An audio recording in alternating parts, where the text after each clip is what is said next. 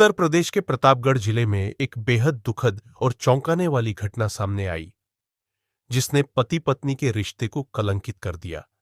इस घटना में पति ने अपनी पत्नी को सिरप में जहर मिलाकर पिला दिया, जिससे उसकी मौत हो गई।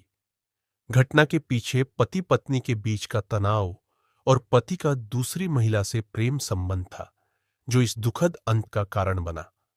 पति ने अपनी पत्नी को विश्वास में लेने के लिए वही जहर मिला सिरप अपनी मां को भी पिलाया, लेकिन पत्नी को दी गई जहर की मात्रा अधिक होने के कारण उसकी अस्पताल में इलाज के दौरान मौत हो गई। इस मामले की शुरुआत प्रवीण पांडेय और उनकी पत्नी सन्नू देवी के बीच लंबे समय से चले आ रहे झगड़ों से हुई। उनकी शादी 2017 में हुई थी और उनके 2 बच्चे भी थे। शादी के कुछ समय बाद ही प्रवीण का किसी अन्य महिला के साथ प्रेम संबंध शुरू हो गया। जब सन्नू को इस संबंध का पता चला तो उसने अपने पति को कई बार समझाने की कोशिश की, लेकिन प्रवीण अपने प्रेम संबंध को जारी रखता रहा।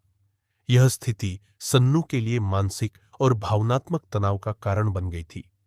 सन्नू के भाई नीरज मिश्रा ने पुलिस को बताया कि प्रवीण ने पहले भी सन्नू को मारने की योजना बनाई थी। उसने एक बार बाथरूम के पास एक तार छोड़ दिया, जिसमें करंट था, जिससे सन्नू की जान को खतरा हो सकता था। हालांकि उस वक्त किसी तरह से सन्नू की जान बच गई थी। इस घटना के बाद सन्नू ने अपने पति से कई सवाल किए, लेकिन प्रवीण ने उन सवालों को नजरअंदाज कर दिया।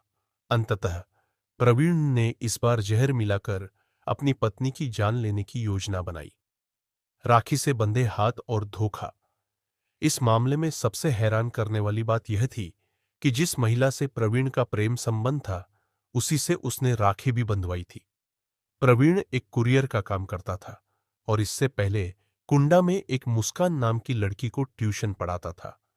उसी दौरान उनके बीच प्रेम संबंध शुरू हो गया और दोनों लिव इन रिलेशनशिप में रहने लगे।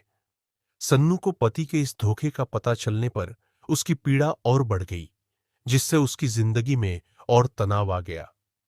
घटना के बाद पुलिस ने जब प्रवीण के घर की तलाशी ली तो वहां से कीटनाशक दवाई की एक शीशी बरामद हुई, जिसे प्रवीण ने सिरप में मिलाकर सन्नू को पिलाया था।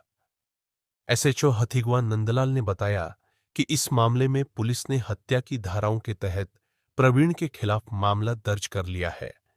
पुलिस अब इस बात की जांच कर रही है कि क्या प्रवीण ने इस हत्या की योजना पहले से बना रखी थी और क्या इसमें किसी और का भी हाथ था।